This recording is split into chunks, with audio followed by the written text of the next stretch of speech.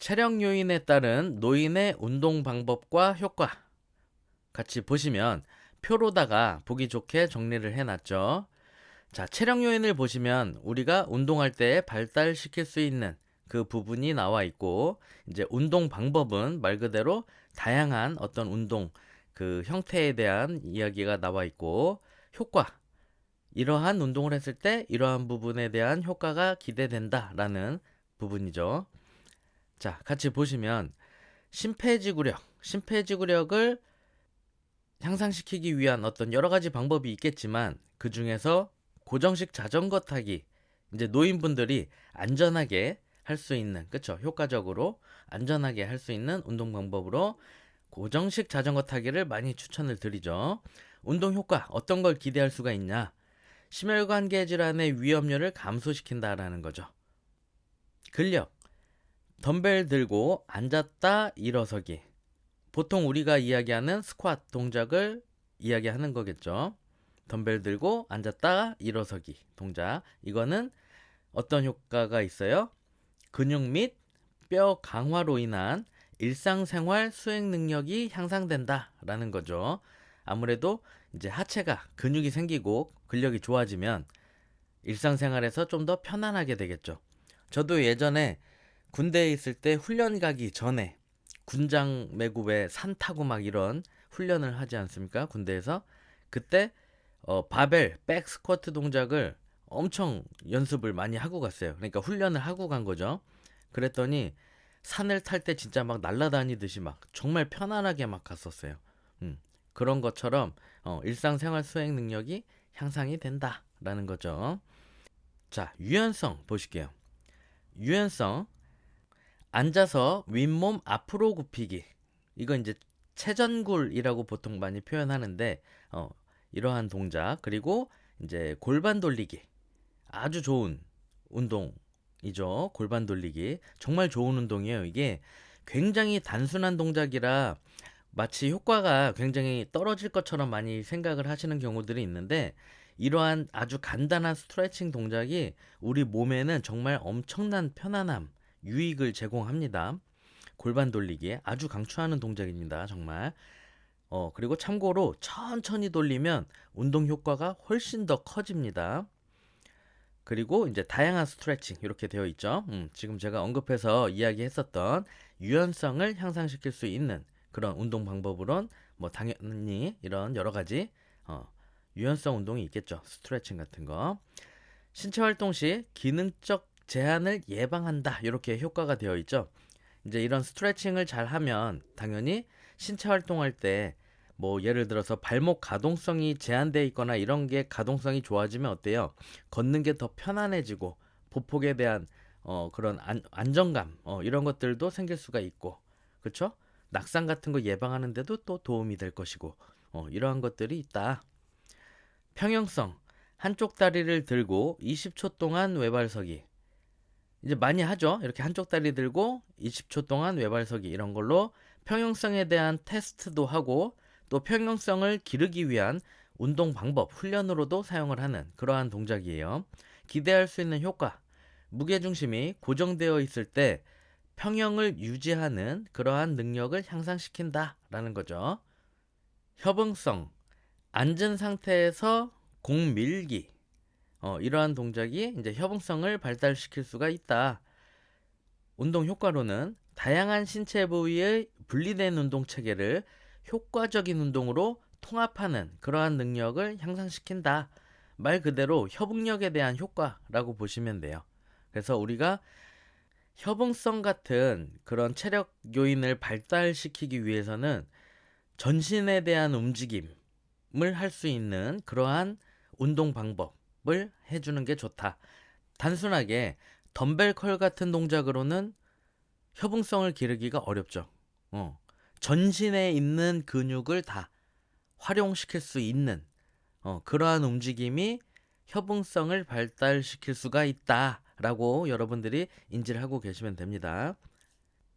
많은 관절을 갖다가 사용할 수 있는 그러한 움직임, 이러한 것들이 협응성을 발달시킬 수 있다라는 거를 꼭 기억을 해주시기 바랍니다. 중요한 부분이에요. 협응성 또는 비슷한 표현으로 교치성이라는 표현을 씁니다. 반드시 꼭 기억을 해주세요. 협응성, 교치성에 대한 시험 문제는 언제든지 나올 수 있는 부분이에요. 그래서 크게 어려운 부분이 없어요. 정말 뭐 지극히 좀 상식적인 부분들이 많기 때문에 여러분들도 금방 잘 이해하고 문제를 풀 수 있을 겁니다. 노인 운동검사 전 의사에게 의뢰가 필요한 이상 징후 및 증상은 뭐가 있냐? 가슴 통증이나 불편함 이런 걸 호소하면 당연히 의사한테 그 의뢰를 해야 되겠죠.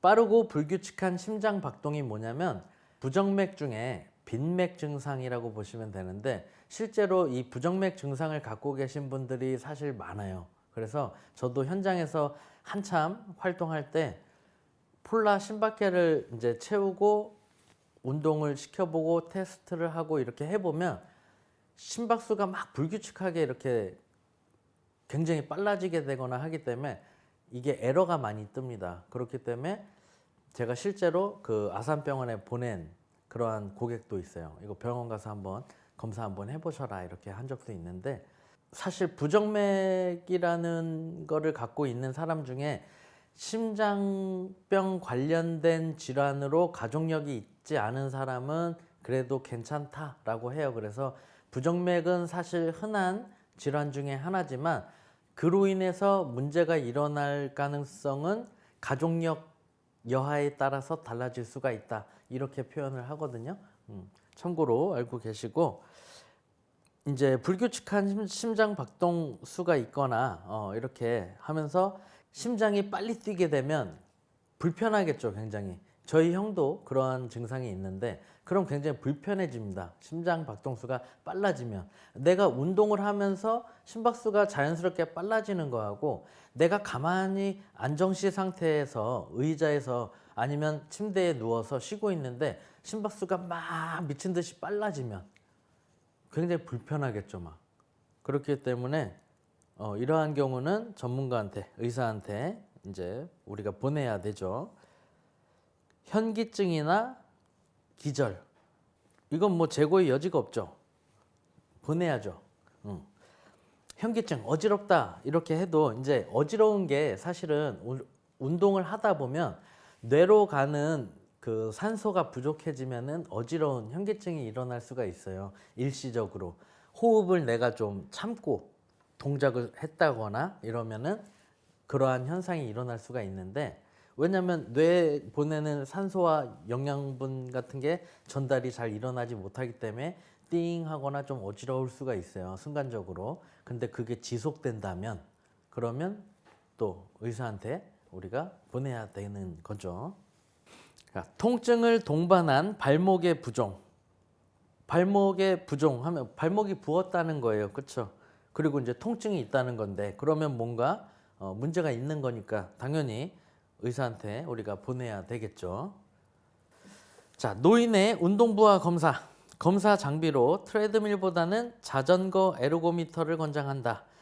자전거 에르고미터라는 거는 뭐냐면 그 최대 부하 장치라고 보시면 돼요.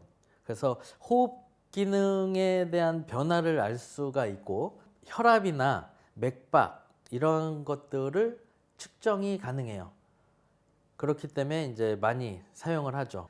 운동 부하를 얼마나 줘야 되는가라는 거를 좀 결정하기 위해서 트레드밀보다는 당연히 자전거 에르고미터를 권장을 합니다. 운동 부하는 저강도부터 서서히 증가시키는 게 당연히 좋죠. 운동 중 심박수와 혈압을 주기적으로 확인을 한다. 좀 번거롭지만 운동 중에 심박수와 혈압 같은 거를 이렇게 확인하는 건 굉장히 사실은 좀 안전하고 좋은 거죠. 여러분들이 만약에 현장에서 그렇게 하신다면 굉장히 좀 이렇게 신뢰가 많이 형성될 수가 있을 거예요, 고객분하고. 뭐 물론 고객의 성향에 따라서 굉장히 번거로워할 수도 있겠죠. 근데 대부분의 여성 고객분들은 좋아합니다. 그만큼 더 과학적이고 뭔가 더 이렇게 체계적으로 챙겨주고 이렇게 데이터를 보면서 확인을 해주는 거기 때문에 좋아하죠. 노인이 운동 참여로 얻을 수 있는 신체적 이점. 안정 시 호흡 빈도 감소와 폐활량 증가. 안정 시 호흡 빈도가 감소된다라는 것은 더 체력적으로 좋아짐을 의미하죠. 그렇기 때문에 장점이 되는 거고, 폐활량이 증가한다. 그렇죠? 당연히 이것도 폐에 대한 그 능력치가 증가되는 건데, 그래서 이점이 될 수가 있는 부분이고, 혈관 확장과 말초 혈관의 저항성이 감소한다. 그렇죠? 혈관이 확장되고 말초 혈관의 저항성이 감소된다. 저항성이라는 건 안 좋은 거죠. 그게 감소되니까 긍정적인 표현인 거죠. 이해되시죠? 그러니까 여러분들이 이 단어에 대한 의미를 제대로 이해하지 못하면은 문제를 풀기가 어려워지는 거예요. 그래서 이러한 단어는 잘 보셔야 돼요. 말초 혈관의 저항성을 감소시켜준다. 그러니까 긍정적이다. 꼭 기억을 해 주셔야 됩니다. 반응 시간의 단축과 협응력 향상. 이것도 운동의 아주 긍정적인 효과죠. 근육량과 뼈의 강도가 증가한다. 이것도 이 골격계가 튼튼해지는 거니까 좋은 거죠.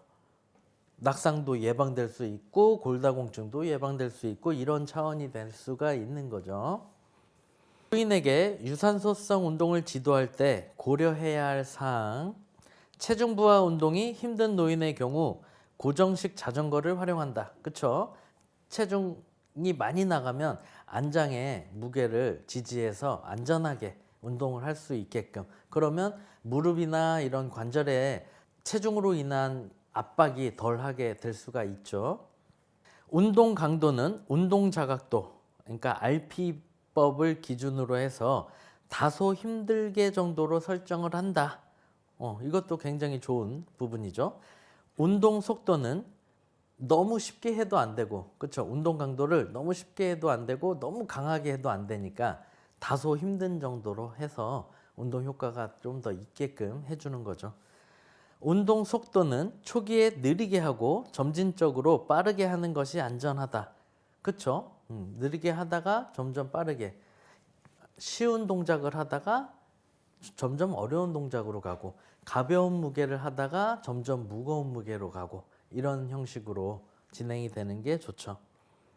운동은 한 번에 장시간 지속하는 것보다 휴식과 함께 체력 수준에 따라서 실시를 한다.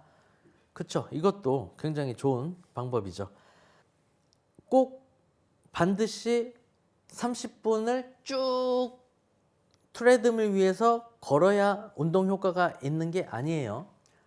15분, 15분 나눠서 운동을 하셔도 30분 쭉 트레드밀 위에서 걸은 거와 운동 효과가 같다라는 임상 연구 그 결과가 있습니다. 또는 10분, 10분, 10분 이렇게 3번 나누어서 운동을 해도 괜찮아요. 운동 효과는 동일하다. 그렇기 때문에 나눠서 운동을 하시는 것도 굉장히 좋은 방법입니다. 그래서 뭐 아침에 10분 운동하고 저녁에 10분 운동하고 이렇게 하루 20분 운동하고 이런 것도 좋은 거예요. 노인에 대한 유산소성 운동의 이점. 동맥 경직도가 감소한다. 경직이라는 건 뭔가 딱딱해지고 단축되는 듯한 느낌이 있죠. 그러한 게 감소되는 거니까 좋은 거죠. 골격근의 모세혈관 밀도가 증가한다. 모세혈관이라는 거는 굉장히 얇아가지고 이렇게 많은 산소와 이러한 영양분들을 굉장히 이렇게 잘 받아들이고 전달하고 하는 건데, 이러한 모세혈관의 밀도가 증가한다는 건 굉장히 긍정적인 거죠. 그래서 운동을 통해서 좋아졌다, 좋아진다라는 거를 알 수 있죠. 인슐린 민감도가 증가한다. 인슐린 민감도가 증가한다라는 것은 좋은 표현이에요. 이거 잘 기억하셔야 됩니다. 인슐린 민감도가 증가한다. 좋은 표현이에요. 인슐린 저항성이 감소한다. 이거 좋은 표현이에요. 그렇죠? 저항성이 감소하는 거니까. 저항성은 안 좋은 거죠. 안 좋은 게 감소하는 거니까 좋은 겁니다. 이거 잘 구분하셔야 돼요. 잘 보셔야 됩니다.